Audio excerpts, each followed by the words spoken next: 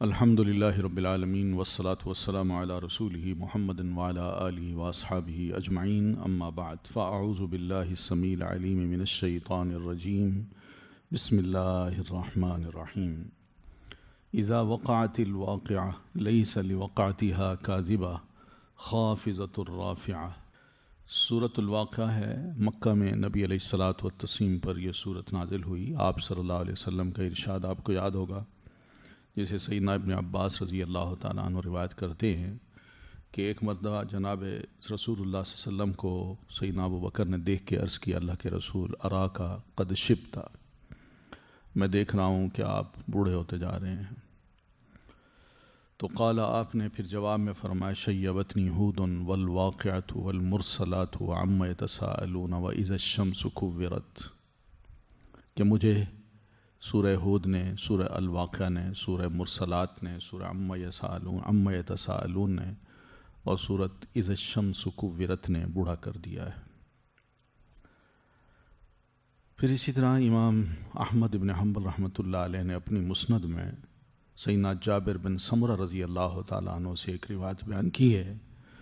وہ کہتے ہیں کہ کان رسول اللہ صلی اللہ علیہ وسلم یصلی الصلوات، کہ آپ صلی اللہ علیہ وسلم نمازیں پڑھا کرتے تھے، کنحو من صلاتکم التی تصلون اليوم، جیسا کہ آج تم نماز پڑھتے ہو، ولکنہ کان یخفف، مگر آپ اپنی نماز کو ذرا ہلکا پڑھتے تھے، تخفیف کرتے تھے اس میں۔ کانت صلاتہ اخف من صلاتکم، آپ کی نماز تمہاری نماز کی نسبت ذرا ہلکی ہوتی تھی۔ وَكَانَ يَقْرَأُ فِي الْفَجْرِ، اور پیارے نبی صلی اللہ علیہ وسلم فجر کی نماز میں سورۃ الواقعہ کو پڑھا کرتے تھے، وَنَحْوِهَا مِنَ السُّوَرِ، اور اسی سے ملتی جلتی جو دوسری صورتیں تھیں وہ آپ فجر کی نماز میں پڑھتے تھے۔ تو یہ تو ہے اس کا ذکر جو احادیث میں اس سورت کا آیا ہے۔ رہا اس سورت کا موضوع تو وہ ہے قیامت کا واقعہ اور لوگوں کی تین قسمیں، کہ دنیا میں جتنی بھی ہیں وہ ہیں، لیکن آخرت میں انسانوں کی تین قسمیں ہو جائیں گی۔ الواقعہ قیامت کے ناموں میں ایک نام ہے، اور اسی طرح قرآن مجید میں قیامت کو الطامہ بھی کہا گیا ہے، فَإِذَا جَاءَتِ الطَّامَّةُ الْكُبْرَى۔ اسی طرح الصَّاخَّةُ بھی ہے، فَإِذَا جَاءَتِ الصَّاخَّةُ۔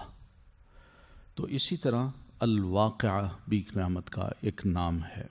مراد یہ ہے کہ واقعی وہ واقع ہونے والی ہے، یعنی اس کے وجود کا کوئی انکار نہیں کر سکتا۔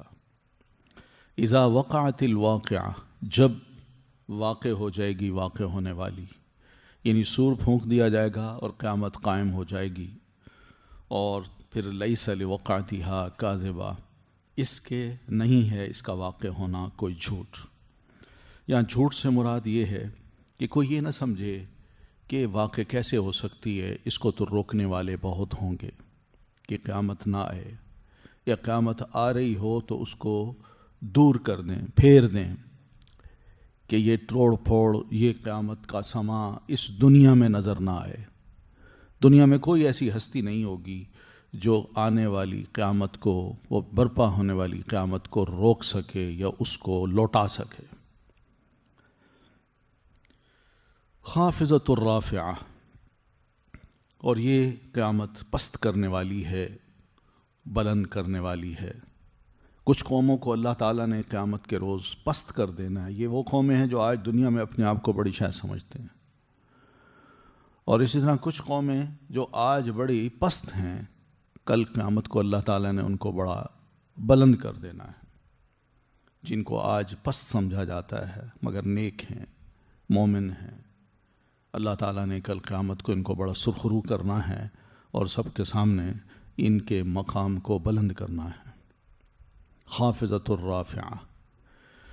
تو اسی طرح خافضۃ الرافعہ کا ایک مطلب یہ بھی ہے کہ اللہ تعالیٰ نے دنیا میں وہ لوگ جو جھوٹے تھے، اپنے آپ کو بڑے معزز سمجھتے تھے، یہ قیامت انہیں جہنم کی آگ میں لا جھونکے گی تو ذلیل ہوں گے، اور کچھ لوگ دنیا میں ایسے بھی تھے جن کو کوئی حیثیت ہی نہیں دی جاتی تھی، کوئی ان کی وقت ہی نہیں تھی، مگر نیک تھے.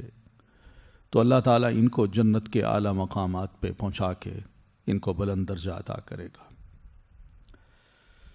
اذا رجت الارض رجا، رجت جیسے زلزلت کا لفظ ہے، جب ہلائی جائے گی زمین، رجا سخت ہلایا جانا، یعنی ایک بڑا سخت قسم کا زلزلہ برپا ہوگا اور زمین ہلا ماری جائے گی. وَبُسَّتِ الْجِبَالُ بَسَّا، اور ریزہ ریزہ کر دیے جائیں گے پہاڑ، ریزہ ریزہ کرنا. بسیسا عربی زبان میں آٹے کو کہتے ہیں، یہ ستو کو کہتے ہیں. مبسوس وہ آٹا یا وہ دانہ جس کو آٹا بنا دیا گیا ہو یا جس کو ستو بنا دیا گیا ہو.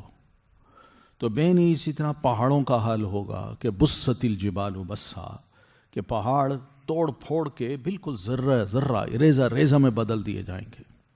یہ ان کی حالت ہوگی. جیسے کہ قرآن مجید میں اللہ تعالیٰ نے ایک اور مقام پہ بھی فرمایا ہے کہ کثیبم مہیلا، کہ یہ پہاڑ کیا ہو جائیں گے، ایک ایسے ٹیلے کی مانند جو بالکل ذرہ ذرہ ہو چکا ہوتا ہے. تو یہی حال پہاڑوں کا ہوگا. فکانت، تو ہو جائیں گے وہ پہاڑ، ہباء، گرد و غبار، منبسا، منتشر.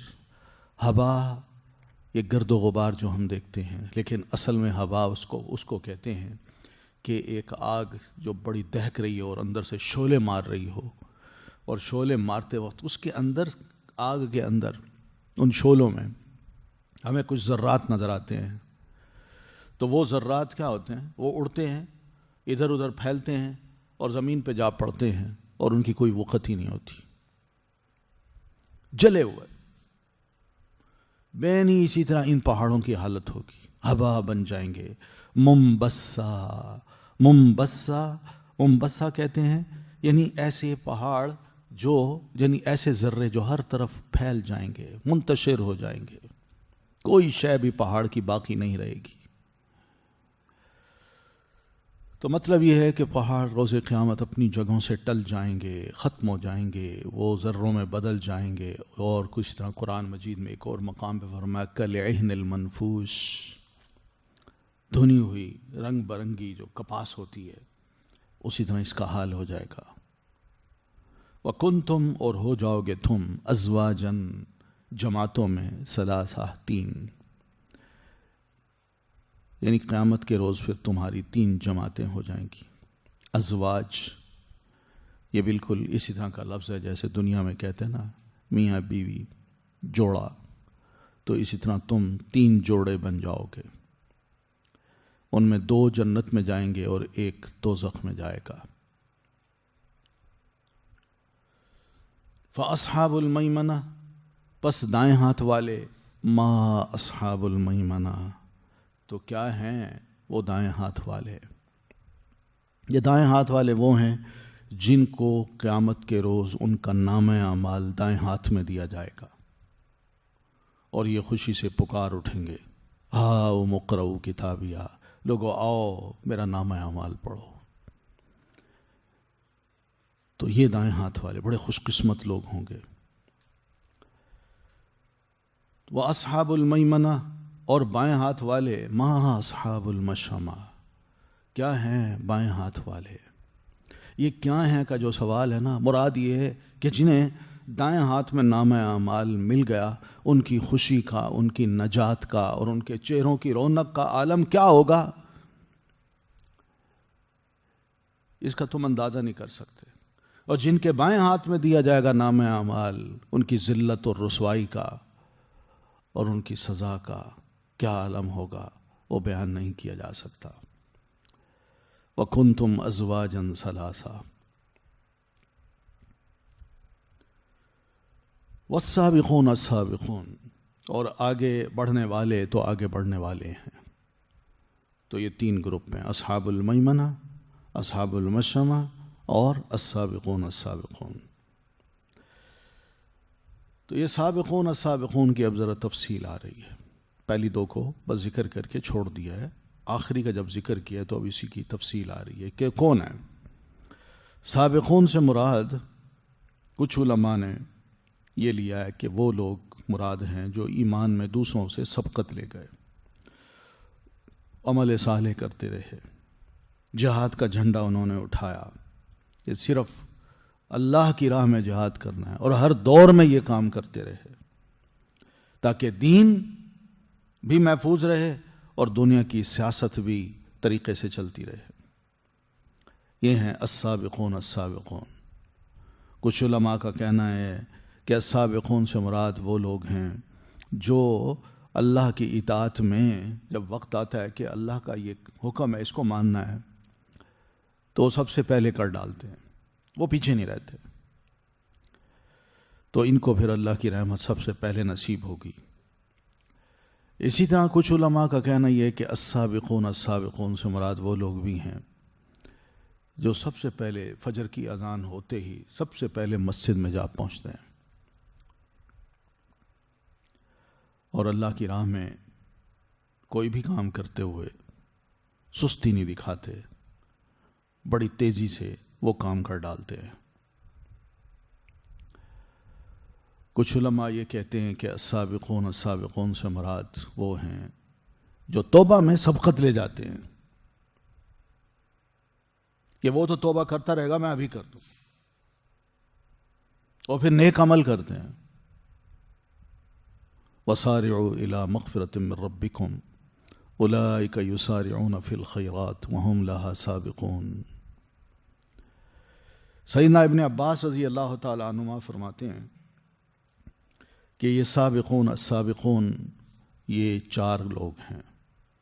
ایک تو ہیں سیدنا موسیٰ علیہ السلام کے دور کا وہ مومن جس نے بھری پارلیمنٹ میں ایمان کا اعلان کیا تھا اور فرعون اور اس کے سارے حواریوں کو اسے نصیحت کی تھی اور موسیٰ علیہ الصلاۃ والتسلیم کا ساتھ دیا تھا، جس کا نام کچھ علماء لکھتے ہیں حزقیل نام ہے. حزقیل. تو یہ ہے لوگ دیکھتے رہے اور یہ پارلیمنٹ میں آل فرعون کا بندہ ہوتے ہوئے سب سے آگے بڑھ گیا. پھر دوسرا وہ ہے جو سیدنا عیسیٰ علیہ الصلاۃ والتسلیم کی امت کا وہ مسلمان نوجوان جو سبقت لے جانے والا ہے، یہ ہے حبیب النجار انطاکیہ والا. وَجَاءَ رَجُلٌ مِّنْ أَقْصَى الْمَدِينَةِ يَسْعَىٰ قَالَ يَا قَوْمِ اتَّبِعُوا الْمُرْسَلِينَ. ٹھیک ہے نا؟ تو یہ ہے وہ سبقت. سیدنا عیسیٰ علیہ الصلاۃ والتسلیم یا ان کے انبیاء جو ہیں وہ تعلیم دے رہے ہیں، لوگ ایمان نہیں لا رہے، مگر دور سے ایک بندے کو علم ہوتا ہے، وہ نہ صرف ایمان لاتا ہے بلکہ جان تک قربان کر دیتا ہے. تو ایسے ہیں السابقون السابقون. تو دو وہ ہوئے اور دو محمد صلی اللہ علیہ وسلم کی امت کے سبقت لے جانے والے فرد ہیں، اور یہ ہیں سیدنا ابو بکر اور سیدنا عمر رضی اللہ عنہما. تو یہ ٹوٹل چار ہیں جن کو السابقون السابقون کہا گیا ہے. کچھ علماء کہتے ہیں کہ یہ صرف انبیاء کرام ہیں. ٹھیک ہے. تو بہرحال ایک خوشخبری یہ بھی ہے کہ نبی صلی اللہ علیہ وسلم نے فرمایا فی کل قرن من امتی سابقون، میری امت کی ہر صدی میں کچھ سبقت لے جانے والے بھی ہوں گے. تو یہ بھی راستہ کھلا ہے ایسے مسلمانوں کا جو دوسروں سے پہلے اپنا دین کا کام کر ڈالتے ہیں. تو اولئک المقربون، یہی لوگ ہیں جو مقرب ہیں، فی جنات النعیم، باغات میں نعمتوں والے. یہ اللہ تعالیٰ مزید پختہ بات کر رہے ہیں کہ ان کا استقبال کتنا خوبصورت ہوگا قیامت کے روز ان کے رب کی طرف سے، کہ ان کو اللہ تعالیٰ انتہائی تقرب عطا کرے گا، اور پھر جو انہوں نے کام کیے نیک کام تو نیکی کا بدلہ بھی نیک دیا جائے گا، اور وہ ہے کہ جیسا عمل ویسا بدلہ، اور وہ ہے جنات النعیم. سلۃ من الاولین، ایک بڑا گروہ پہلوں میں سے، وقلیل من الآخرین، اور بہت تھوڑے پچھلوں میں سے. سلہ عربی زبان میں ایک گروہ کو کہتے ہیں. اصل میں یہ عربی زبان کا لفظ ہے سللت الشیء سے. سللت کا مطلب ہوتا ہے میں نے کاٹ دیا، یعنی ایک شے ہے، ایک حصہ اس کا کاٹ کے الگ کر دیا. ایک شے ہے، اس کا ایک حصہ کاٹ کے الگ کر دیا، اس کو کہتے ہیں سللت الشیء. میں نے لکڑی کو کاٹ کے الگ کر دیا. تو اس طرح انسان جو ہیں، انسانوں میں سے ایک حصہ اللہ تعالیٰ کاٹ دے گا اور وہ ایک گروہ بن جائے گا، یہ مقرب لوگوں کا ہوگا. تو ایسے لوگوں کو اللہ تعالیٰ فرماتے ہیں یہ سلۃ من الاولین، پہلوں میں سے بھی ایک جماعت ہوگی، ایک بڑا گروہ ہوگا. وقلیل من الآخرین، اور بہت تھوڑے پچھلوں میں سے بھی ہوں گے. تو یہ کیا ہے؟ یعنی امت محمد میں سے تھوڑے ہوں گے اور پہلی امتیں جو ہیں ان میں بہت زیادہ ہوں گے. تو ایک تو یہ ہے. دوسرا معنی انہوں نے کہا نہیں، یہ دونوں سلتین جو ہیں کہ پہلوں میں ایک بڑا گروہ ہوگا اور بہت تھوڑے پچھلوں میں، تو اس سے مراد نبی علیہ الصلاۃ والتسلیم کے پہلے صحابہ جو ہیں وہ ہیں. پہلوں میں بڑی جماعت ہوگی اور پھر انہی میں سے جو کامیاب لوگ ہوں گے آخری لوگوں میں سے، یعنی ان کے بعد آنے والی جو مسلمان امتیں ہیں، یہ مسلمان قومیں ہیں، مسلمان لوگ ہیں جو قیامت تک آئیں گے، ان میں بہت تھوڑے ہوں گے جو مقربین میں سے ہوں گے. علی سرر موضونہ، سریر کی جمع ہے سرر. سریر تختے کو کہتے ہیں. تختوں پر ہوں گے، موضونۃ، سونے کی تاروں سے بنے ہوئے. یعنی ان تختوں کو سونے کی تاروں سے بنا ہوا ہوگا اور ان میں موتی اور یاقوت جڑے ہوئے ہوں گے.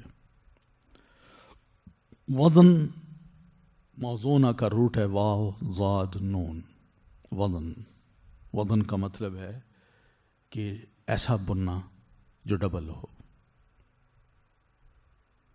ٹھیک ہے، یعنی ایک دفعہ بنا پھر اس کے اوپر اور بن دیا. تو یعنی جنت کے یہ تخت جو ہیں یہ سونے کی تاروں سے بنے ہوئے ہوں گے اور ان کے اندر موتی اور یاقوت جڑے ہوئے ہوں گے.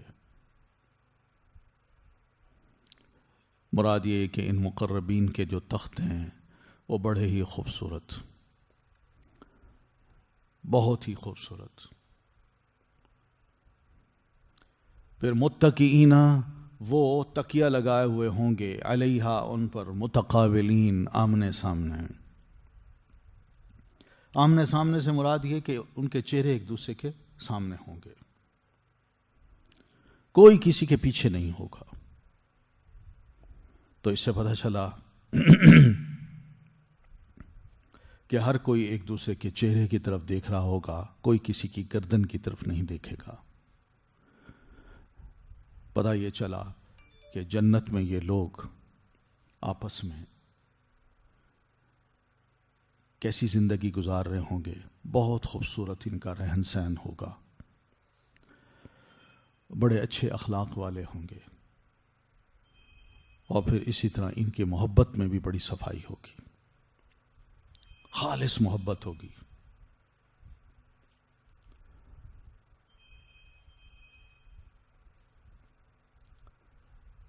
تو متکئین علیہا، تکیہ لگائے ہوئے ہوں گے ان پر، متقابلین، آمنے سامنے. انسان جب آمنے سامنے بیٹھتا ہے تو ایک دوسرے کا ادب کر رہا ہوتا ہے. انسان جب گفتگو کر رہا ہو، سامنے والا ادھر دیکھے یا اس کی گردن کی طرف دیکھے یا سامنے نہ بیٹھے بلکہ ادھر بیٹھ جائے، تو یہ پرتکلف لائف ہے. تو آمنے سامنے جب بیٹھیں گے تو ایک دوسرے کا ادب، احترام، اپنی اخلاقیات وہ ظاہر کر رہے ہوں گے کہ ہم کیسے لوگ ہیں، ہم کیسے ایک دوسرے کے ساتھ رہ رہے ہیں اور کیسا ایک دوسرے کے ساتھ سلوک کر رہے ہیں. یطوف، گردش کر رہے ہوں گے، علیہم، ان پر، ولدان لڑکے، مخلدون ہمیشہ رہنے والے جو ان کی خدمت کریں گے، اور ہر قسم کی راحت ان مقرب یا جنتی لوگوں کو پہنچائیں گے۔ جو چاہیں گے یہ لڑکے فوراً ان کی خدمت میں حاضر کر دیں گے، مگر یہ مخلدون ہوں گے، یعنی باقی یہ لڑکے جو ہے نا لڑکے ہی رہیں گے ہمیشہ، یہ اس لڑکپن سے بڑھیں گے نہیں، نہ چھوٹے ہوں گے نہ بڑے ہوں گے، مگر ان کے اندر جو انس ہوگا، جو خوبصورتی ہوگی، وہ بہت ہی زبردست ہوگی، جس کی وجہ سے یہ مقرب لوگ ان سے مانوس بھی ہوں گے اور ان کے جمال اور حسن سے بھی بڑے متاثر ہوں گے۔ مخلدون کا ایک مطلب یہ بھی ہے کہ وہ کبھی نہیں مریں گے۔ مخلدون کا ایک مطلب یہ بھی کہ وہ سبھی لڑکے ایک ہی عمر کے ہوں گے، ان کے اندر کوئی چینج نہیں آئے گی۔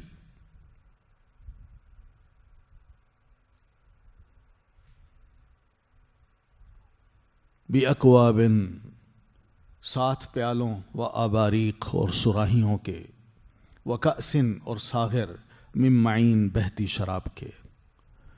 یعنی یہ بچے آگے بڑھ بڑھ کے مقربین کی خدمت یوں کر رہے ہوں گے کہ ان کے ہاتھوں میں اکواب ہوں گے۔ کوب کی جمع ہے اکواب، کوب CUP، کوب کپ ہم اس کو کہہ دیتے ہیں، ٹھیک ہے نا؟ تو ان کے ہاتھوں میں کپ ہوں گے۔ مراد یہ ہے کہ یہ ایسے کپ ہوں گے کہ جن کے اندر جو کچھ بھی پڑا ہوگا وہ دوسرے کو نظر نہیں آئے گا، ٹھیک ہے؟ اور اباریق، یہ شیشوں کی سراہیاں ہوں گی، اس کے اندر جو کچھ ہوگا وہ دوسرے کو نظر بھی آئے گا۔ کچھ مشروب ایسا جو نظر نہ آئے اور کچھ مشروب ایسا جو نظر آئے۔ اس قسم کے برتن ہوں گے جو بڑے خوبصورت ہوں گے۔ اباریق چمک سے بھی ہے، برق کہتے ہیں نا، یہ بجلی کی چمک کو۔ تو اس طرح صفائی میں، ستھرائی میں وہ انتہائی خوبصورت برتن ہوں گے کہ صاف و شفاف ان کے اندر، یعنی وہ چمک رہے ہوں گے۔ وَكَأْسٍ مِّن مَّعِين اور ساغر ہوں گے بہتی شراب کے۔ تو یہ 3 قسم کے برتن ہیں، کپ ہیں، سرائیاں ہیں، ساغر ہیں، اور بہتی شراب کے چشمے کے وہ اس میں شراب ہوگی، اور یہ ان کو ڈال ڈال کے ان کی خدمت میں پیش کر رہے ہوں گے۔ اور پھر یہ ڈالنے کی کیفیت بھی قرآن مجید میں اللہ تعالیٰ نے ایک اور مقام پہ فرمائی ہے، سورہ انسان میں۔ یہ اس کو پڑھیں تو پتہ چلتا ہے کہ اتنے تربیت یافتہ یہ بچے ہوں گے کہ پورا کپ بھر کے نہیں دیں گے کہ بالکل اوپر تک بھرا ہوا ہو، بلکہ اس کے اندر اتنا کچھ ڈالیں گے کہ چھلکے تو اس کے اندر سے اس کی شراب جو ہے وہ باہر نہ گرے، وہ اتنی رہے۔ لا یصدعون عنہا، نہ وہ سر درد میں مبتلا کیے جائیں گے اس سے، ولا ینزفون اور نہ وہ بہکیں گے۔ عربی میں صداع کہتے ہیں سر درد کو، کہ اللہ تعالیٰ نے ان کی خوشی میں اضافہ یوں بھی کرنا ہے کہ ایک تو ان کو بڑے خوبصورت تختوں پہ بٹھانا ہے آمنے سامنے، اور پھر اس کے ساتھ ساتھ ان کو شراب ایسے چشموں کی پلانی ہے جو چلتے بہتے چشمے ہوں گے، اور ان کو اپنی آنکھوں سے وہ دیکھ رہے ہوں گے ان چشموں کو۔ یہ شراب جب پئیں گے تو اس سے ان کے سر میں کبھی درد نہیں ہوگا، جیسے کہ دنیا کی شراب پینے سے شرابی کا سر دکھتا ہے، وہاں یہ عالم نہیں ہوگا۔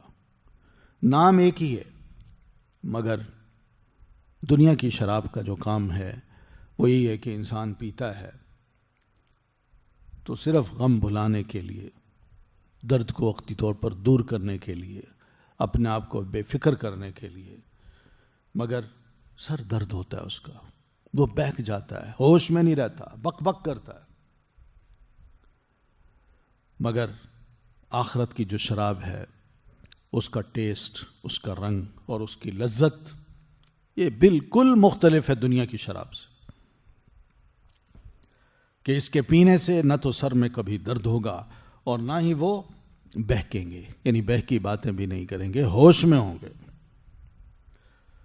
وفاکہۃ، اور پھل، مما، اس میں سے جو یتخیرون، وہ پسند کریں گے، بے شمار پھل بھی ہوں گے، جو پسند کریں گے وہ پھل ان کی خدمت میں پیش کر دیا جائے گا۔ وَلَحْمِ طَيْرٍ، جیسے کل ہم نے پڑھا تھا کہ قطوفها دانیہ، کہ ایسے پھلوں کا توڑنا بالکل قریب سے ہوگا۔ وَجَنَى الْجَنَّتَيْنِ دان، دونوں باغوں کے پھل جب وہ توڑیں گے تو بالکل قریب سے، ہاتھ زیادہ لمبا کرنے کی ضرورت نہیں پڑے گی، وہ ٹہنی خود آ جائے گی آگے، لو بھائی توڑنا تو لے لو۔ تو یہاں پھر یہی ہے کہ وفاکہۃ مما یتخیرون، اور پھل ہوں گے اس میں سے جو وہ پسند کریں گے وہ ان کو ملے گا۔ پھر پھل بے شمار ہیں۔ وَلَحْمِ طَيْرٍ، اور گوشت پرندوں کا، مما، اس میں سے جو، یشتہون، وہ خواہش کریں گے، جو خواہش کریں گے۔ بعض علماء نے لکھا ہے کہ اڑتے پرندے کو دیکھیں گے کہ اتنا خوبصورت پرندہ، دل میں خواہش پیدا ہوگی کہ اس کا گوشت کیسا ہوگا۔ وہ پرندہ نیچے آئے گا اور ایک بھنا ہوا گوشت اس کے سامنے پڑا ہوگا، اس کے سامنے۔ جنت کی یہ خوراک ہے، لحم طیر ہے، ٹھیک ہے، بیف نہیں ہے، میٹ نہیں ہے، وہاں پرندوں کا گوشت بہترین گوشت ہوتا ہے۔ وحور عین، اور گوری عورتیں، عین، بڑی آنکھوں والی،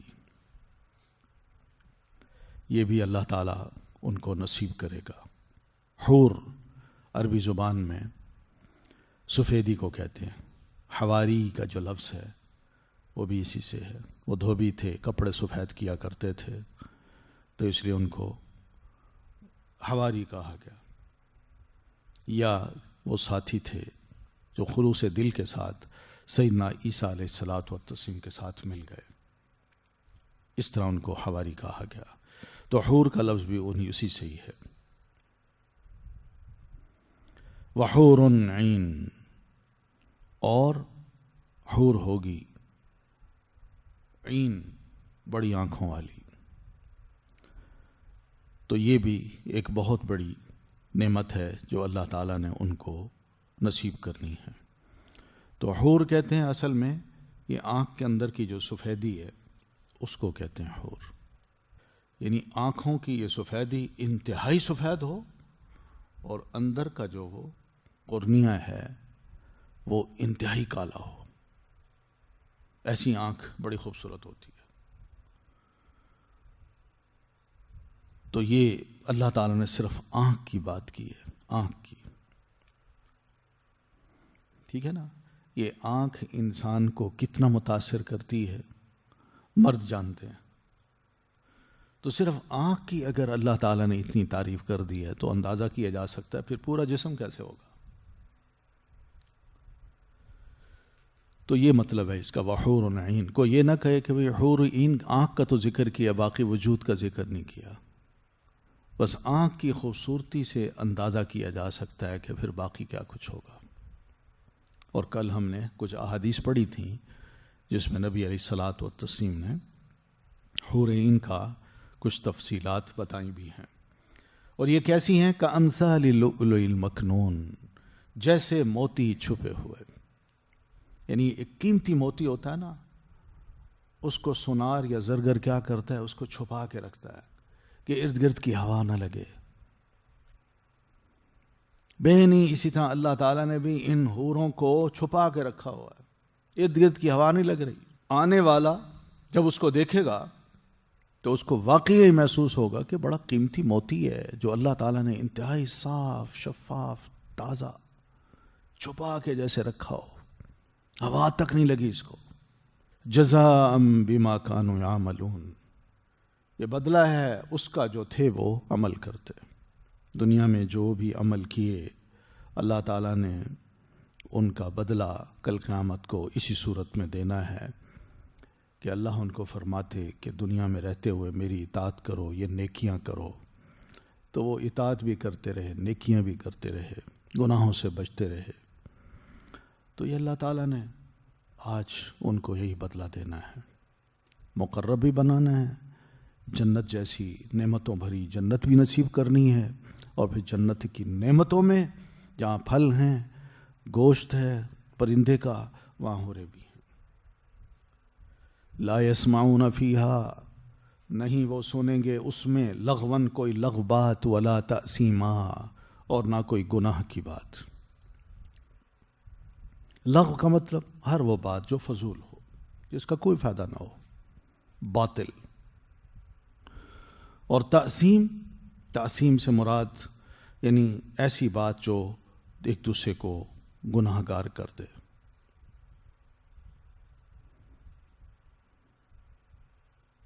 یعنی گفتگو ان کی کوئی نہ فضول ہوگی، نہ غلط ہوگی، نہ بیکار ہوگی، نہ جھوٹ ہوگا اس میں، اور نہ ہی گفتگو میں کوئی گناہ گارانہ بات ہوگی کہ جس میں انسان کوئی لفظ ایسے بولے جو انتہائی برے ہوں، گالی گلوچ والے ہوں، یا اسی طرح فحش ہوں. سوال ہی پیدا نہیں ہوتا. الا قیلا سلاما سلاما، مگر کہنا سلام سلام. ہاں اگر ان کی آپس میں باتیں ہوں گی تو بس اتنا ہوگا کہ کہیں گے سلام سلام. کیا مطلب اس کا؟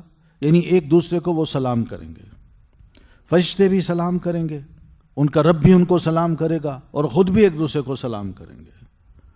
بس ان کی بات ہوگی تو زیادہ زیادہ خیر کی یہی بات ہوگی کہ سلام سلام سلام. تو جنت میں کوئی لغو قسم کی وہ بات نہیں سنیں گے، فضول باتوں سے خالی وہ جنت کا ماحول ہوگا. حقیر لفظ بھی نہیں بولیں گے، کوئی کمزور ترین لفظ بھی نہیں بولیں گے. لا تسمعوا فیہا لاغیا، اس میں کوئی لغو کلمہ نہیں سنا جائے گا، اور نہ ہی کوئی ایسی بات ہوگی جو انتہائی بری ہو، گناہ گارانہ ہو. بس ایک دوسرے کو وہ سلام کریں گے یا یہی کہیں گے کہ بھائی میں لغو اور گناہ کی باتوں سے محفوظ ہوں. میری بات تمہارے ساتھ ہوگی تو لغو اور گناہ کی باتوں سے محفوظ ہوگی. تو یہ تو ہے پہلا گروہ، السابقون السابقون. اب دوسرا، واصحاب الیمین، اور دائیں ہاتھ والے. ما اصحاب الیمین، کیا ہیں وہ دائیں ہاتھ والے؟ یہی یعنی اصحاب الیمین کا کیا حال ہے پتہ ہے؟ کیا ان کا انجام ہوگا تمہیں علم ہے؟ یہ اس طرح کے سوال کر کے اللہ تعالیٰ ان کی بڑی عظیم حالت کو، بڑی اونچی حالت کو، بڑی بہترین کیفیت کو بیان کر رہے ہیں. تو یہ لوگ ہیں جو بروز محشر ان کے دائیں ہاتھ میں ان کا نامہ اعمال دیا جائے گا. تو یہ لوگ فی صدر مخضود، بیریوں میں ہوں گے، مخضود بغیر کانٹوں کے. یعنی ایک بیری کا جو درخت ہے دنیا کا، اس میں آپ دیکھیں ایک تو چھوٹے بیر ہوتے ہیں، اور دوسرا یہ کہ اس میں کانٹے بہت ہوتے ہیں. مگر جنت کا جو درخت ہے یہ، اس کو اللہ تعالیٰ نے ایسا بنا رکھا ہے کہ اس میں کوئی کانٹا نہیں ہوگا،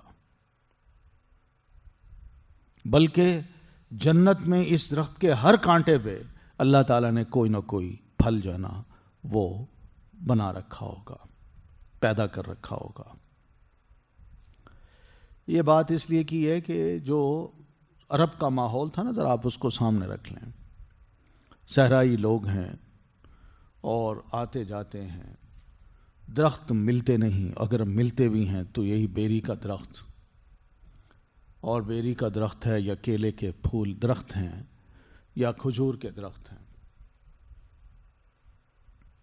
تو ان کو پتہ ہے کہ گرمی کے موسم میں ہم کیا کچھ یہاں سے لے سکتے ہیں، اور سردی کے موسم میں بیری کے درخت سے کون کون سا بیر ہم توڑ سکتے ہیں جس میں اکثر خراب ہوتے ہیں بیر. تو اللہ فرماتے ہیں میں کل قیامت کو ان یمین اصحاب الیمین کو، دائیں ہاتھ والوں کو، جنت کے ایک ایسے باغ میں بھیجوں گا جہاں بیری کے درخت تو ہوں گے مگر ان درختوں میں کوئی کانٹا نہیں ہوگا، بلکہ کانٹوں کی جگہ پر بھی پھل اگے ہوں گے۔ وَطَلْحٍ مَنْضُودٍ، اور کیلوں میں تہ بتہ۔ یمن کی زبان جو ہے اس میں کیلے کو طلح کہتے ہیں، ٹھیک ہے، جس کا واحد جو ہے وہ ہے طلحہ۔ طلحہ منضود کس کو کہتے ہیں؟ تہ برتا ہے، یعنی ایک پھل اس کے اوپر اور اس کے اوپر اور، وہ ایک ہی خوشہ ہوتا ہے۔ تو بہرحال یہاں بات تو وہی کی ہے، جیسے دنیا کا پھل ہوتا ہے کیلا، اس کو دیکھیں تو ایک کے ساتھ دوسرا جڑا ہوا ہے، نام ایک ہے مگر دونوں کے درمیان زمین و آسمان کا فرق ہے۔ دنیا کا یہ پھل جیسا بھی ہے ہمیں پتہ ہے، مگر آخرت کا یہ پھل جو ہے ذائقے کے اعتبار سے اور پھر اسی طرح خوشبو کے اعتبار سے، لذت کے اعتبار سے بالکل مختلف چیز ہوگی، شہد سے بھی زیادہ میٹھا۔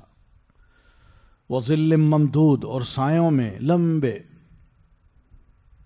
یعنی اتنے لمبے سائے ہوں گے کہ چلتا جائے بندہ، چلتا جائے، کہیں بھی سورج کی روشنی یا سورج کی دھوپ ان پر نہیں پڑے گی۔ وَمَاءٍ مَسْكُوبٍ، اور پانی میں مسکوب بہتے ہوئے۔ سکب کا جو لفظ ہے عربی زبان میں انڈیلنے کو کہتے ہیں۔ پانی جب انڈیلا جائے نا گلاس میں تو اس کی خاص آواز ہوتی ہے، ذرا تصور میں لائیں، خاص آواز۔ شیشے کا گلاس ہو، اس میں آپ پانی انڈیلیں تو ایک خاص آواز آتی ہے۔ تو ماء مسکوب کا مطلب یعنی ایسا پانی جو انڈیلا تو جائے گا مگر اس کی خاص آواز ہوگی کہ واقعی کو بڑا زبردست مشروب ہے جو مجھے دیا جا رہا ہے۔ وماء مسکوب، اور یہ پانی بھی ایسا ہوگا جو چلتا پانی ہوگا، بالکل رکے گا نہیں، ختم نہیں ہوگا، اور ایسا بھی نہیں ہوگا کہ یہ کوئی نالیوں میں بہہ رہا ہوگا یا کاریزیں ہوں گی اس کی زمین کے اندر۔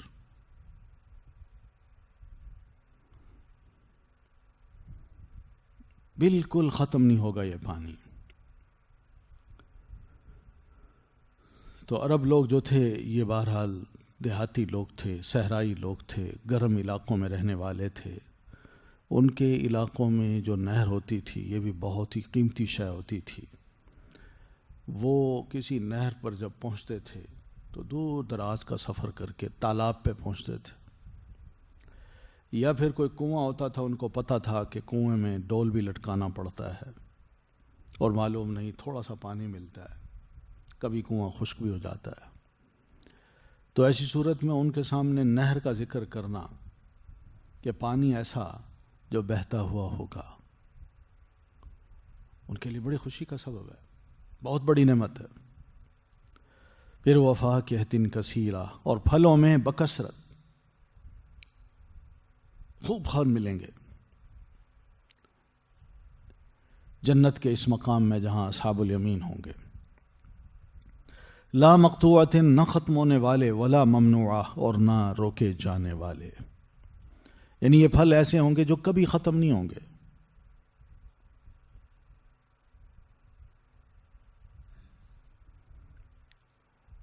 اور ولا ممنوعہ، اور نہ روکے جانے والے، یعنی کوئی شے ان کو جنتی جب اس پھل کو توڑنا چاہیں تو کوئی شے راستے میں ان کو روک نہیں سکتی کہ کوئی ٹہنی بیچ میں ہو کہ ہاتھ نہ پہنچتا ہو، یا کوئی کانٹا ہو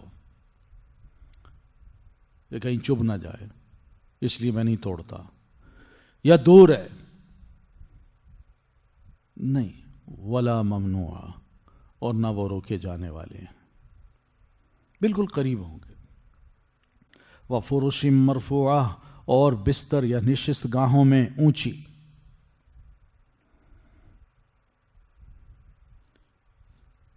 یعنی بستر جو ہوں گے وہ اونچے ہوں گے، بڑے خوبصورت نرم و نازک کہ جس پہ وہ سوئیں گے۔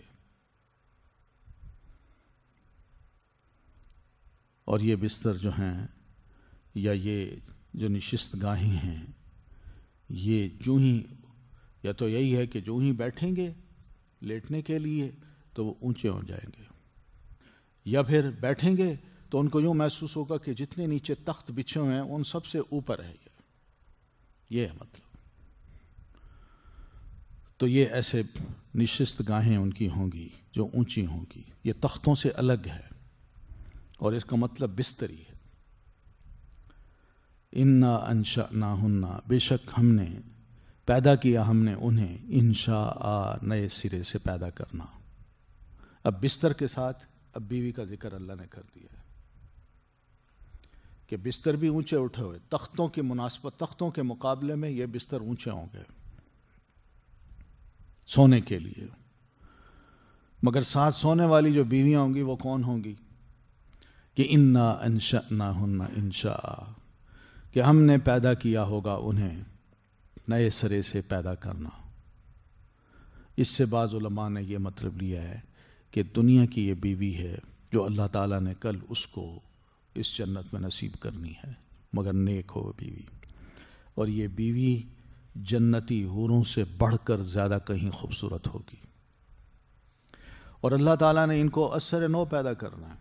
مراد یہ ہے کہ اگر بوڑھیاں ہوں گی تو عین جوان اور کنوارا کر کے اللہ تعالیٰ نے ان کو پیش کرنا ہے، اور میاں بوڑھا ہے تو اس کو بھی جوان کر دے گا اللہ تعالیٰ، یعنی وہ بڑھاپا ان پہ نہیں ہوگا، جوانی ہوگی، اور جوانی بھی بھرپور۔ انا انشأناہن انشاء، پھر فجعلناہن ابکارا، تو بنا دیا ہم نے انہیں کنواریاں، یعنی کنواریاں باکرا بنا کے نئی تخلیق کے ساتھ۔ ظاہر ہے قیامت کے روز اللہ تعالیٰ نے ہر ایک کو نئی تخلیق دینی ہے، اور پھر جب جنت میں پہنچیں گے تو وہاں بھی ایک نئی تخلیق ہوگی۔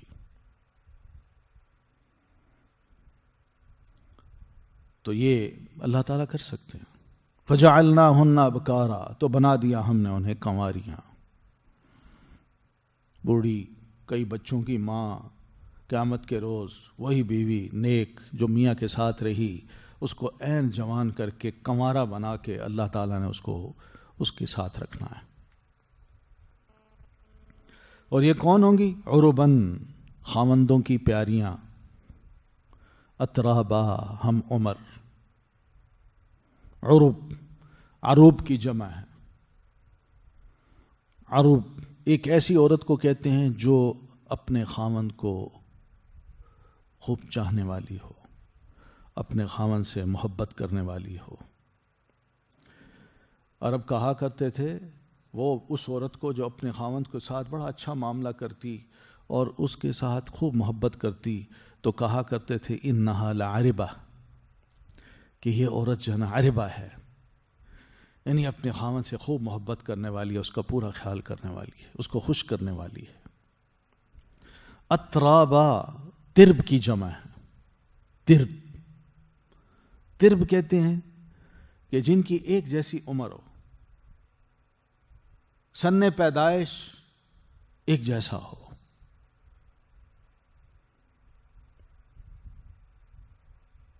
ایک جیسی عمر، ٹھیک ہے، ایک ہی سال جو پیدا ہوئے ہوں یا ایک ہی مہینے میں جو پیدا ہوئے ہوں، تو اس کو کہتے ہیں ترب۔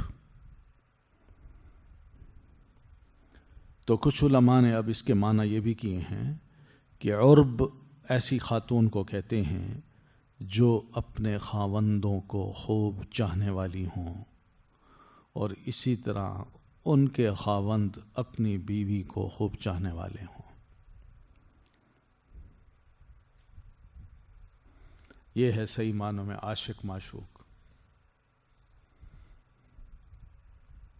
ٹھیک ہے نا؟ اور جنت میں ہی کچھ ہوگا، ایک چاہنے والا ہوگا، دوسری چاہی جانے والی ہوگی، اور وہ بھی چاہنے والی ہوگی۔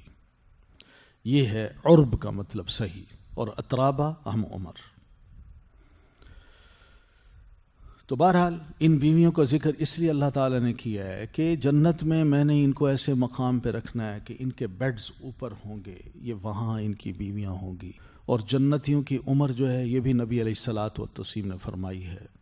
آپ فرماتے ہیں یدخل اہل الجنتی الجنت جردن مردن، یہ جنتی جنت میں جب داخل ہوں گے تو جرد مرد ہوں گے. جرد مرد اس کو کہتے ہیں جس کی نہ مونچھوں کے بال ہوں نہ داڑھی کے بال ہوں، لوئیں ہوں، لوئیں ہلکی ہلکی. اور آپ فرماتے ہیں کہ بیضن سفید ہوں گے، جعادن ان کے بال جو ہے نا وہ ذرا گھنگریالے ہوں گے، مکحلین اور آنکھیں ایسی ہوں گی جو سرمئی ہوتی ہیں. ابناء 33 33 سال کی عمر کے ہوں گے.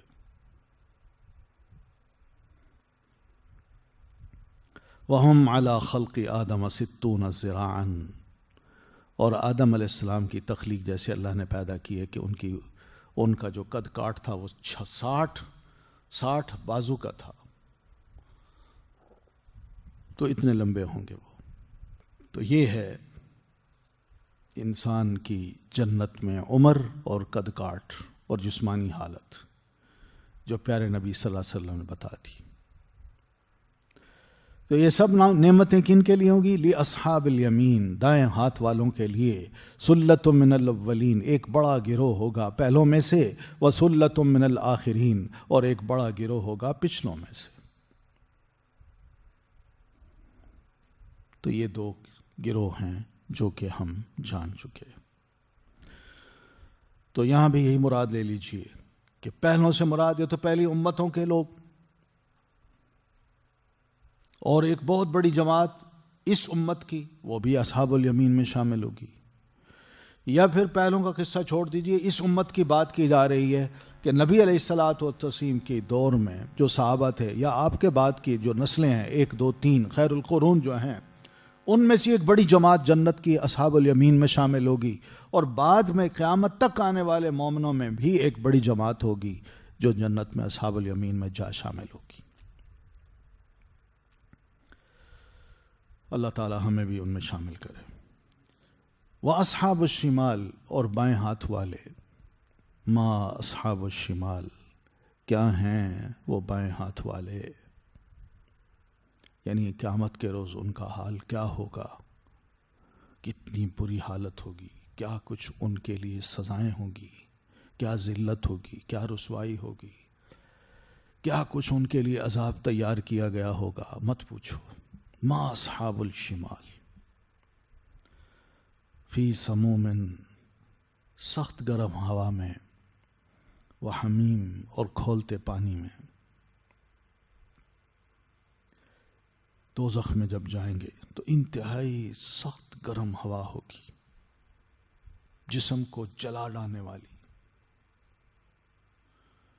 وحمیم، اور کھولتے پانی میں،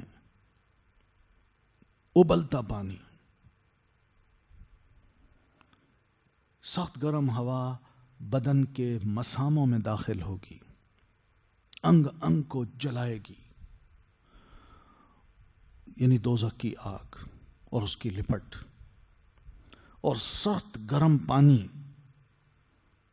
وہ اندر کے وجود کو پگھلا کے رکھ دے گا. یہ حالت ہوگی ان کی. وَظِلٍّ مِّن يَحْمُومٍ، اور سائے میں، مِّن يَحْمُومٍ، سخت سیاہ دھوئیں کے. یہ جہنم کے آگ کا دھواں ہوگا. مراد یہی ہے کہ یہ لوگ جب سخت گرم ہوا سے بھاگیں گے تو سامنے ایک سایہ نظر آئے گا، اور وہ سایہ بھی دوزخ کی آگ کا دھواں ہوگا جو انتہائی کالا ہوگا اور جلا دینے والا ہوگا. کوئی پناہ نہیں ملے گی وہاں پہ. لا بارد ولا کریم، نہ ٹھنڈا اور نہ عمدہ. یعنی یہ مقام ایسا ہے کوئی وہاں ٹھنڈک نہیں ہوگی.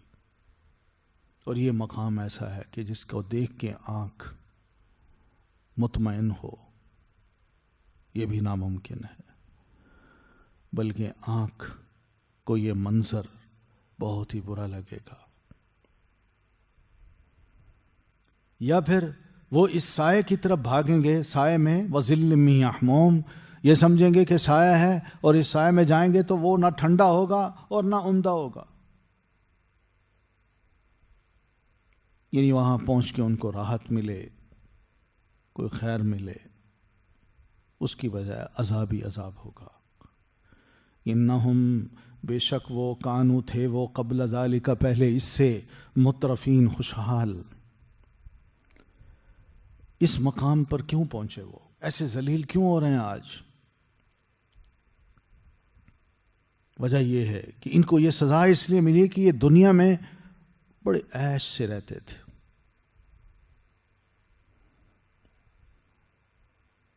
عیش و عشرت کی زندگی تھی جس میں حلال حرام کی کوئی پابندی نہیں تھی، حرام پہ پل رہے تھے یہ لوگ. انہم کانوا قبل ذالک مترفین. مترف طرف سے ہے، خوشحالی کو کہتے ہیں، یعنی انسان اپنی وقتی خوشحالی کے لیے اس بات کی پرواہ ہی نہ کرے کہ حلال ذرائع سے آ رہا ہے یا حرام ذرائع سے، اور موسٹلی ہوتا حرام ذرائع سے ہے، اور بندہ سمجھتا ہے کہ اس سے بہترین زندگی اور کیا ہو سکتی ہے. تو دنیا میں جو شخص حرام حلال کی پابندی نہیں کرتا بلکہ حرام میں پڑھ کے اپنے آپ کو سمجھتا ہے کہ میں تو بڑا خوشحال انسان ہوں، یہ اس کے بارے میں ہے کہ دنیا میں وہ اپنے آپ کو بڑا عیش و عشرت سے رکھ رہا تھا، پرواہ نہیں کرتا تھا دینی احکام کی، نہ اس بات کی کہ میں حرام کما رہا ہوں یا کھا رہا ہوں، بلکہ وَكَانُوا يُصِرُّونَ، تھے وہ اصرار کرتے، علی الحنث، گناہ پر، العظیم، بہت بڑے. یعنی اس خوشحالی پر وہ ڈٹے ہوئے تھے کہ اور گناہ کرنے ہیں، اور گناہ کرنے ہیں، اسی میں لذت ہے، اسی میں مزہ ہے، اور اسی میں ہی وہ ڈوبے ہوئے تھے. ایک گناہ کے بعد دوسرا گناہ وہ کرتے چلے جاتے تھے، نیکی کا خیال تو ان کی زندگی میں تھا ہی نہیں. وَكَانُوا يَقُولُونَ، اور وہ کہا کرتے تھے، اِذَا مِتْنَا، کیا جب مر جائیں گے ہم. دنیا میں عیش و عشرت کی زندگی انسان کو کہاں لے جاتی ہے اور آخرت بھلا دیتی ہے، عقائد خراب کر دیتی ہے. کہا کرتے تھے کہ کیا واقعی ایسا ہو سکتا ہے کہ جب ہم مر جائیں گے، مٹی مٹی ہو جائیں گے، ہڈیوں میں بدل جائیں گے، تو بعد دوبارہ ہم زندہ اٹھائے جائیں گے؟ یہ کیسے ممکن ہے؟ تو لہذا جب دوبارہ اٹھائے ہی نہیں جانا تو دنیا میں ہم جو چاہیں کریں. یہ بنیاد بنتی ہے حرام خوری کی. اگر یہ ڈر ہو کہ واقعی کل اللہ تعالیٰ نے مجھے اٹھانا ہے اور میں نے اس کے سامنے کھڑا ہونا ہے، تو پھر تو وہ حرام سے بچے گا، ورنہ اس کا نظریہ یہی بن جاتا ہے. بنیاد یہ ہوتی ہے جس کی وجہ سے وہ سب غلط کام کرتا ہے اور گناہوں کے ردے چڑھائے جاتا ہے، اور بڑے سے بڑا گناہ بھی اس کو بڑا آسان لگتا ہے اور اس میں لذت ملتی ہے اس کو. تو اِنَّا لَمَبْعُوثُونَ، کیا بے شک ہم دوبارہ اٹھائے جانے والے ہیں.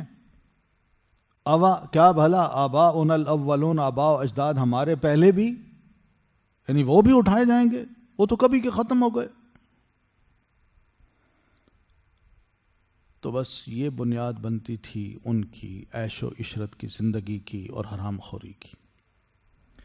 قل، اللہ کے رسول ان کو جواب دیجئے کہ آپ کہیے، ان الاولین والآخرین، بے شک پہلے اور پچھلے، لمجموعون، البتہ جمع کیے جانے والے ہیں. بس یاد رکھیں کہ ایک حقیقت ہے کہ پہلے جو تمہارے آباء و اجداد مر گئے ہیں وہ، اور تمہارے بعد آنے والے جو ہیں وہ بھی بے شک مر جائیں، وہ ان سب کو لمجموعون، ضرور اکٹھا کیا جائے گا. الی میقاتی، ایک مقرر وقت پر، یوم معلوم دن کے. اللہ کے علم میں وہ دن ہے، تو وہ دن جو ہی آ گیا یہ مقرر وقت ہوگا، اور اس مقرر وقت پہ اگلے پچھلے سارے انسانوں کو اس میدان میں جمع کر دیا جائے گا. سب زندہ ہو جائیں گے، کوئی گم نہیں ہو پائے گا. تم کہتے ہو کہ کیا ہم مر کے مٹی مٹی ہو جائیں گے دوبارہ زندہ ہوں گے؟ ہم نے تمہیں بھی زندہ کرنا ہے، پہلوں کو بھی اور بعد والوں کو بھی۔ ثم انکم، پھر بے شک تم، ایھا الضالون، اے گمراہو۔ تو دنیا میں انسان دولت اور عیش و عشرت کی زندگی کو جب ترجیح دیتا ہے اور حرام حلال کی تمیز نہیں کرتا تو یہ ضال ہوتا ہے، گمراہ ہوتا ہے، اور پھر اس گمراہی کا نتیجہ یہ بھی ہوتا ہے کہ آخرت کے عقیدے کو وہ نہیں مانتا، اس کو جھٹلاتا ہے۔ تو اس لیے یہ دونوں ٹائٹل ان کے لیے اللہ تعالیٰ نے بول کے فرمایا پھر تم او گمراہو، او جھٹلانے والو، تم ہی ہوگے کہ لآکلون من شجر من زقوم، ایک زقوم کے درخت سے کھانے والے ہوگے۔ تھوہر کا درخت ہے، انہا شجرۃ تخرج من اصل الجحیم، جہنم کی جڑ کے اندر سے وہ درخت نکلتا ہے۔ ہاں؟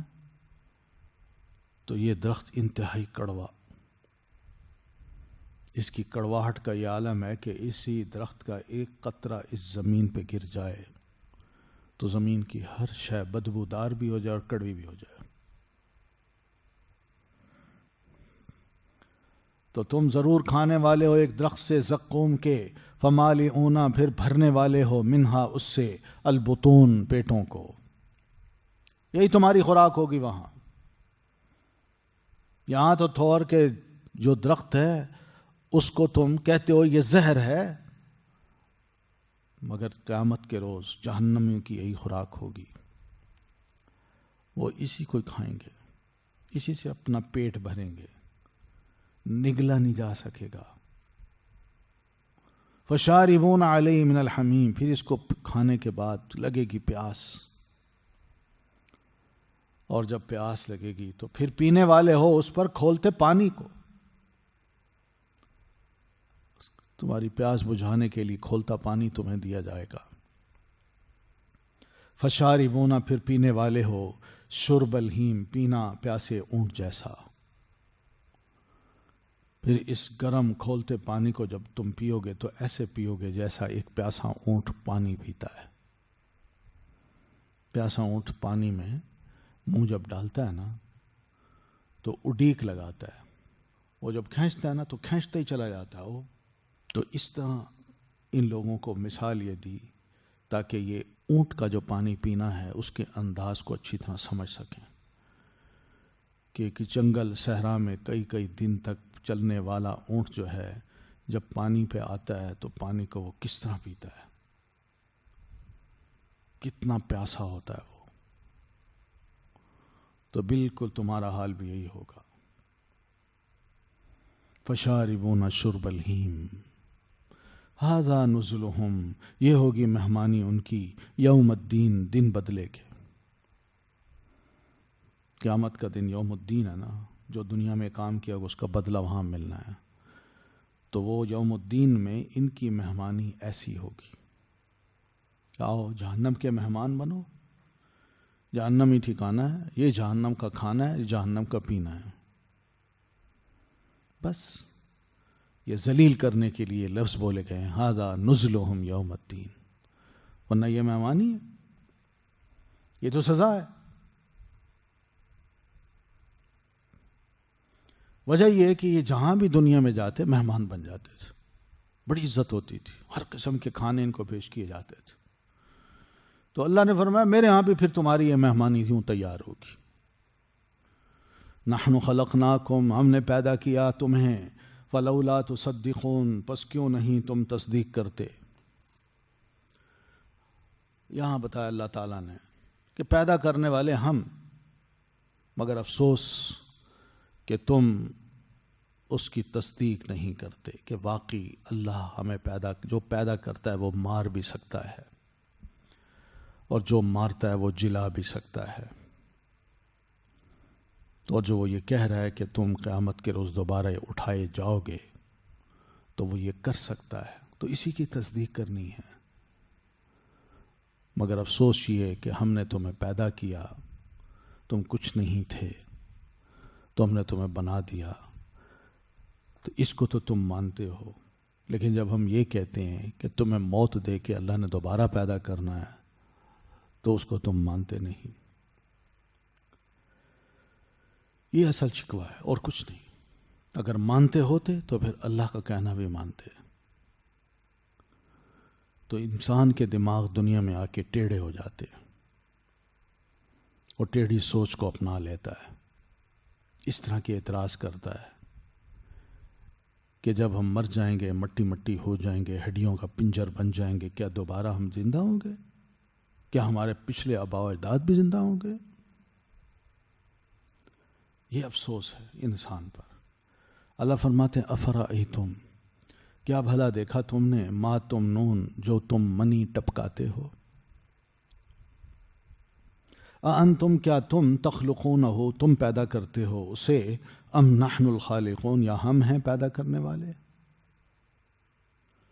یعنی انسان مرد جو ہے وہ جب شادی کرتا ہے تو اس کے جسم سے جو منی ٹپک کے نکلتی ہے اور رحم میں جاتی ہے اور وہاں جا کے قرار پکڑ لیتی ہے، وہ کیا چیز ہوتی ہے؟ ایک قطرہ ہے۔ اب اس قطرے سے ایک انسان بن جاتا ہے۔ کیا یہ تم پیدا کرتے ہو اسے یا ہم پیدا کرتے ہیں؟ کبھی سوچا اس بات پہ؟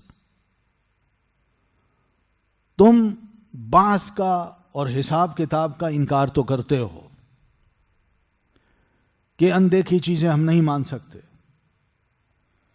یا نہ ہونا سا کام ہے۔ اپنی اوقات کو دیکھو کہ تم کیا تھے، کہ اللہ تعالیٰ نے اپنی قدرت سے تمہیں کن کن مراحل سے گزار کے ایک انسان بنا کے اس دنیا میں لا کے تمہیں زندہ انسان بنایا، اور وہی تمہیں مارے گا۔ نحن قدرنا، پھر ہم ہیں، ہم نے قدرنا، مقدر کیا ہم نے، بینکم، درمیان تمہارے، الموت، موت کو، وما، اور نہیں ہیں، نحن، ہم، بمسبوقین، عاجز۔ ہم پیدا کرتے ہیں تمہیں اس حالت سے، اور پھر جب دنیا میں آتے ہو تو ہم نے تمہاری موت کا وقت بھی اپنے اندازے کے مطابق مقرر کر رکھا ہے۔ ہر ایک کی موت کا وقت ہوتا ہے، اور اس وقت سے ہم عاجز نہیں کیے جا سکتے۔ کوئی ہمیں اس وقت سے چیلنج نہیں کر سکتا کہ اللہ تو نے فلاں کی موت کا وقت یہ رکھا تھا تو یہ اس دن نہیں مر سکتا، بلکہ 1 2 4 سال اور جیے گا پھر مرے گا۔ سوال ہی پیدا نہیں ہوتا کہ ہمیں کوئی اس سلسلے میں عاجز کر سکے، شکست دے سکے، تنگ کر سکے، یا ہمارے اس فیصلے کو توڑ سکے۔ الا ان نبدل، اس پر کہ ہم بدل ڈالیں، امثالکم، تم جیسوں کو، وننشئکم، اور ہم نئے سرے سے پیدا کر دیں، کم، تمہیں، فی ما، ایسی صورت میں جو لا تعلمون، نہیں تم جانتے۔ یعنی ہم نے یہ سارے کام کیے ہیں، اور ہم یہ بھی سمجھتے ہیں کہ ہم تمہیں ہلاک کرنے کے بعد، الا ان نبدل امثالکم، کہ ہم تمہیں ہلاک کرنے کے بعد تمہیں تمہاری جنس سے کچھ اور لوگوں کو ہم لے آئیں۔ تم کیا سمجھتے ہو کہ بس ہم ہی ہیں؟ ہماری تخلیق کے بعد کسی اور کی تخلیق اللہ نہیں کر سکتا؟ تم بڑے مغرور نہ ہونا۔ اللہ تعالیٰ نے تمہیں یہ جو ڈھیل دے رکھی ہے، اس کا یہ مطلب نہیں ہے کہ تم اپنے آپ کو یہی سمجھو کہ بس ہم ہی ہیں جو اس دنیا کی ضرورت ہیں، اور اللہ تعالیٰ ہمارے بغیر اس دنیا کو نہیں چلا سکتا۔ ایسا مسئلہ نہیں ہے، بلکہ اصل چیز یہ ہے کہ اللہ کے قبضہ قدرت میں جو کچھ ہے وہ اور بہت کچھ ہے۔ تم مغلوب حیثیت رکھتے ہو، ہم تمہیں ختم کر سکتے ہیں، اور تم سے بہتر اور بہترین اور اچھی تمہاری ہی جنس سے اور مخلوق کو پیدا کر سکتے ہیں، یا جن کی صورتیں اور شکلیں مختلف ہوں، ہم ان کو بھی پیدا کر سکتے ہیں۔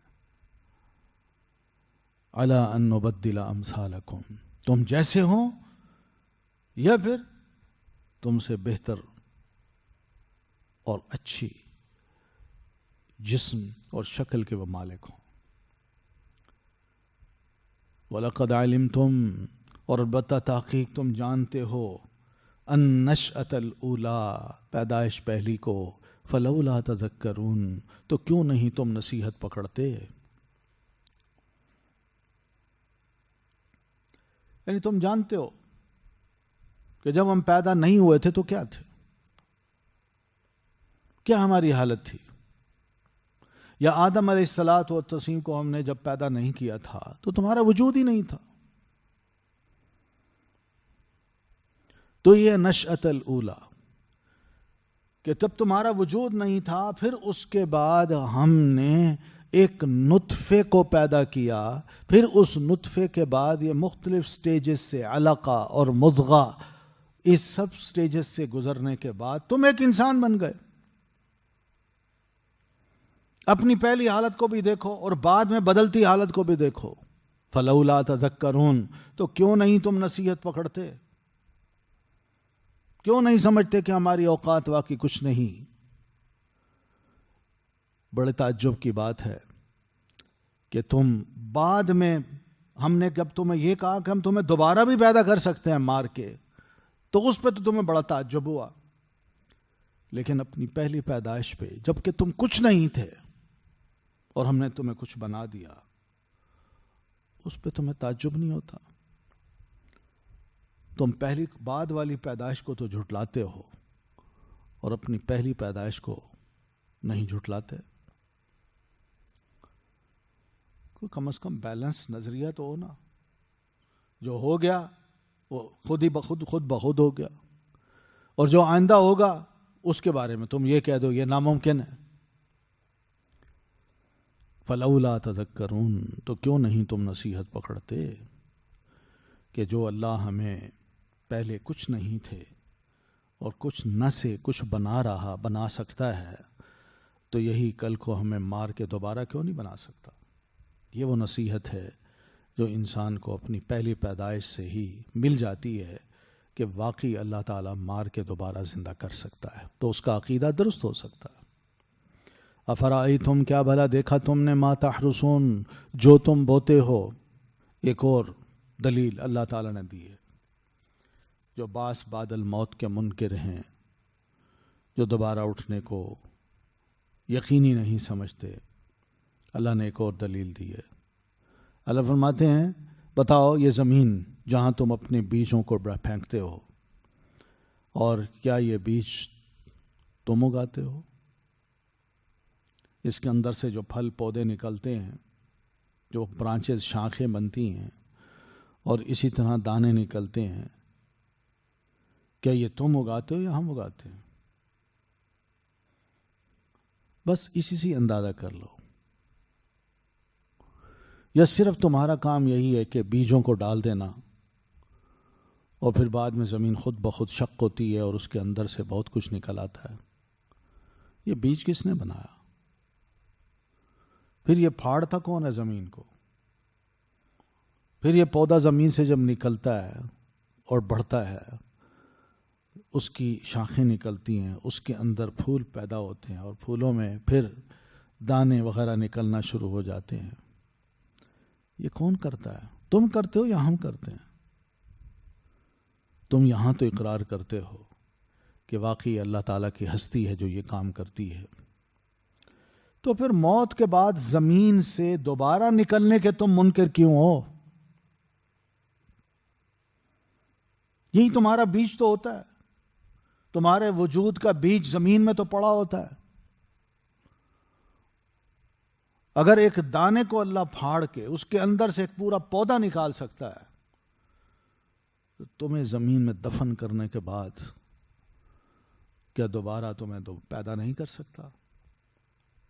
لو نشاء، اگر ہم چاہیں، لجعلناہ، البتہ کر دے ہم اسے، حطاماً، چورا چورا، فظلتم، پھر رہ جاؤ تم، تفکہون، تم باتیں بناتے.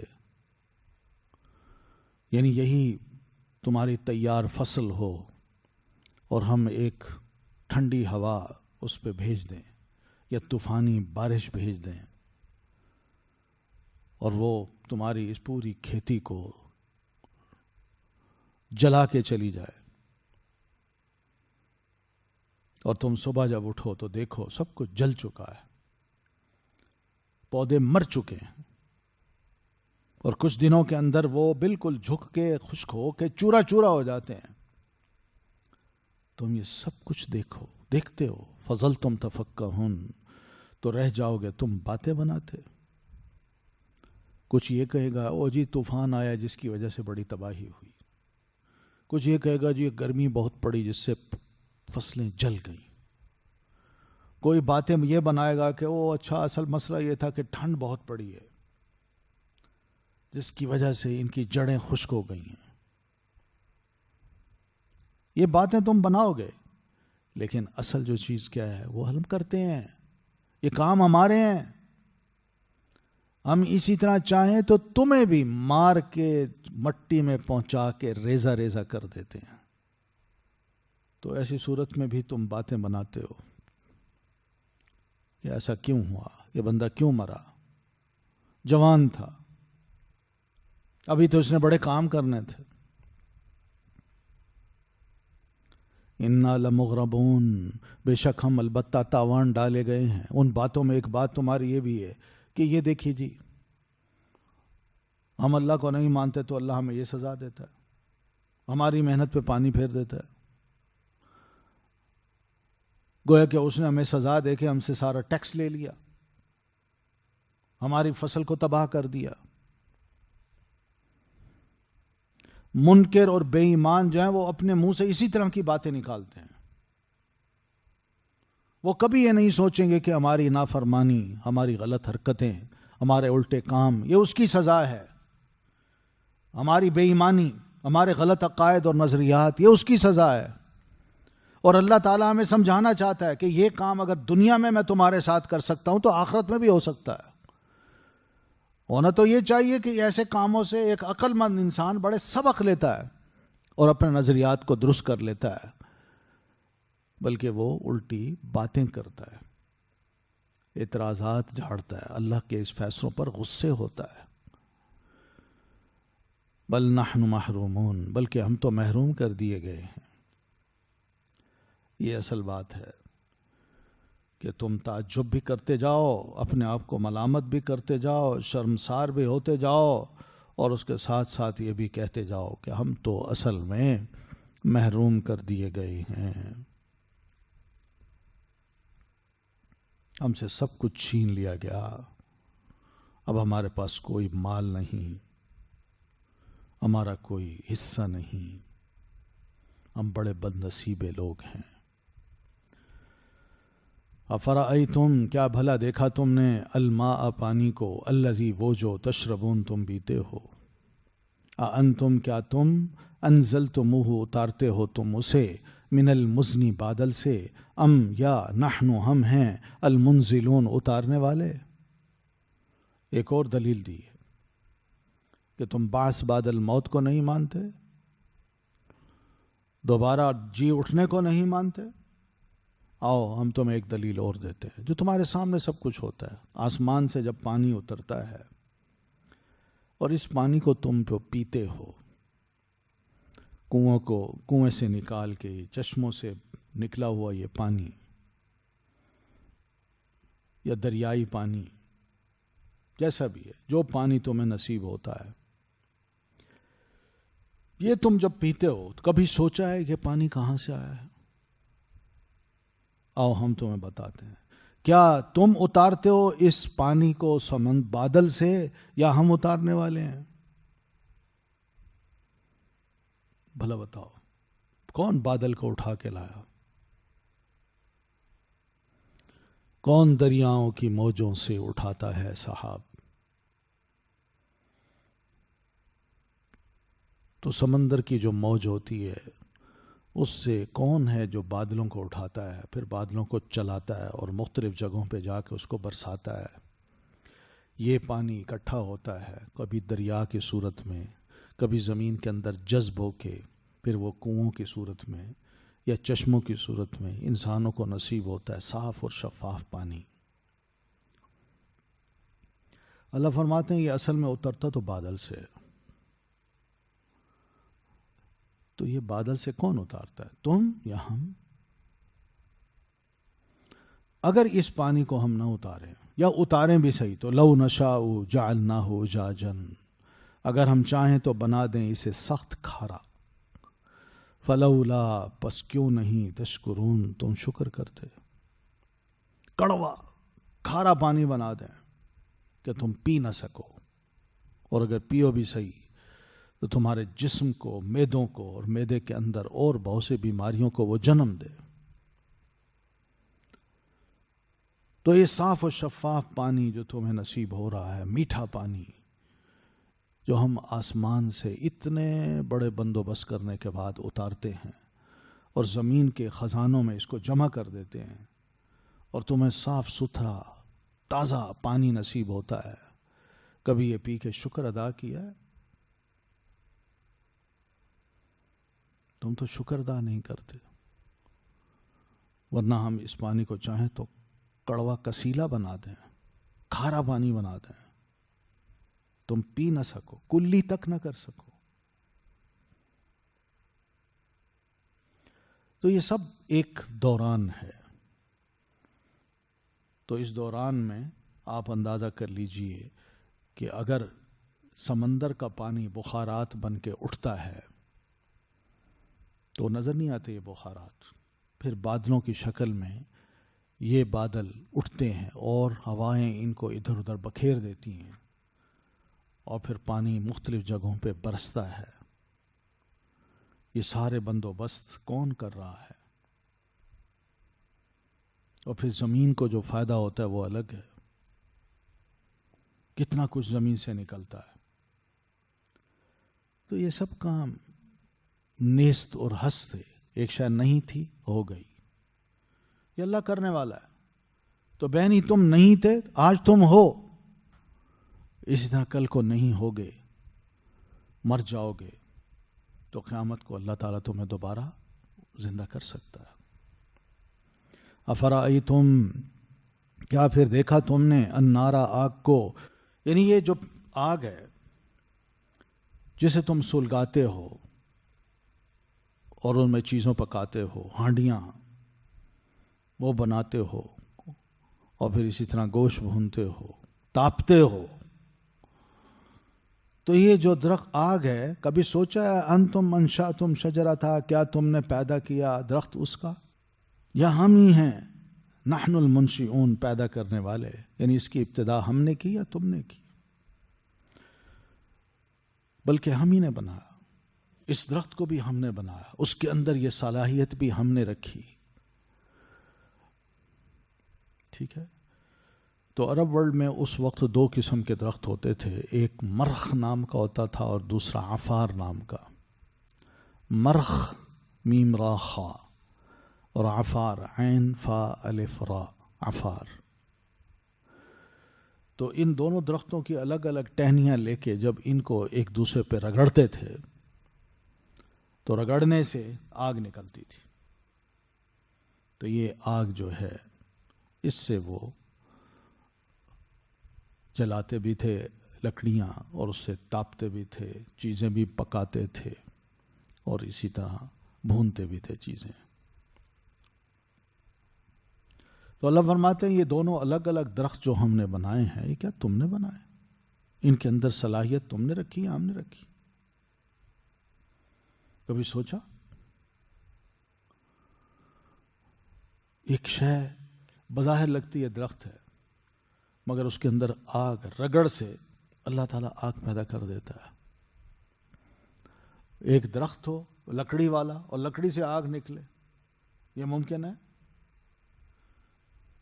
جیسے اس درخت کا مذاق اڑاتے تھے کہ زقوم کا درخت دوزخ میں ہوگا، وہ کہتے ہیں دوزخ آگ اور اس میں درخت، اور آگ تو درخت کو کھا جاتی ہے، یہ کون سی بات ہے قرآن مجید کی جو مانی جائے؟ تو دنیا میں اللہ فرماتے ہیں دیکھ لو، اس درخت کی لکڑی لیتے ہو اور اس کی لکڑی لیتے ہو، اور دونوں کو جب ایک دوسرے سے رگڑتے ہو تو آگ نکلتی ہے جس سے تم تاپتے بھی ہو۔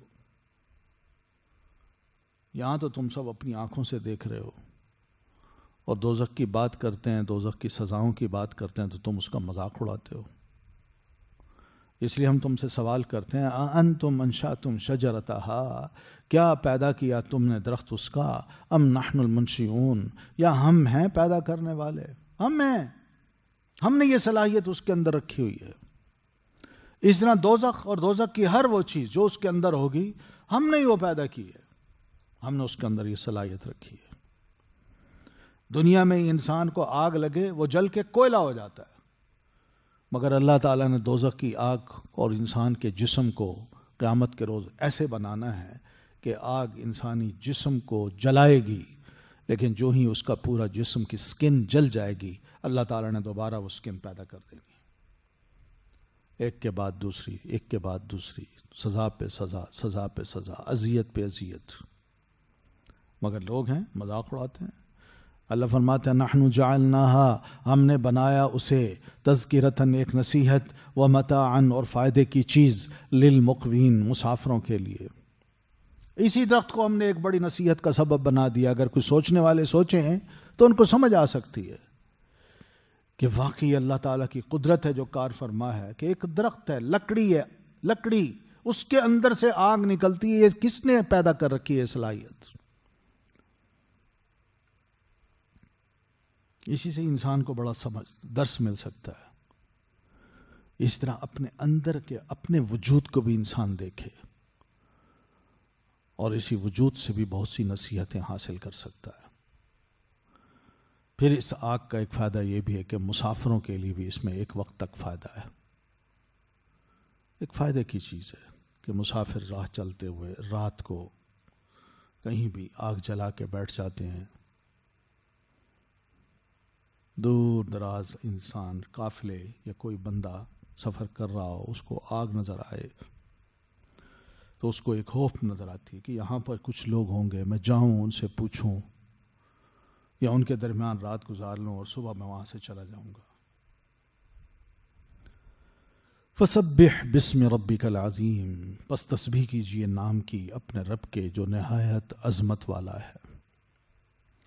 تو اللہ تعالیٰ ہر عیب سے پاک ہے، ہر غلطی سے پاک ہے، اس کے جو فیصلے ہیں ماضی کے، حال کے اور مستقبل کے، وہ بالکل درست ہیں۔ اس لیے ان فیصلوں کو ماننا ہی اصل میں رب کی عظمت کو تسلیم کرنا ہے، اور ان فیصلوں کو نہ ماننا رب کی ذات میں عیب نکالنے ہیں۔ تو اس لیے مسلمان تم کیا کرو؟ اپنے رب عظیم کی تسبیح بیان کرو کہ وہ ہر عیب سے پاک ہے، اس کے ہر فیصلے درست ہیں، اس کی ہر بات درست ہے۔ جنت، دوزخ، قیامت، بعث بعد الموت، جو کچھ بھی وہ کہہ رہا ہے وہ کر سکتا ہے۔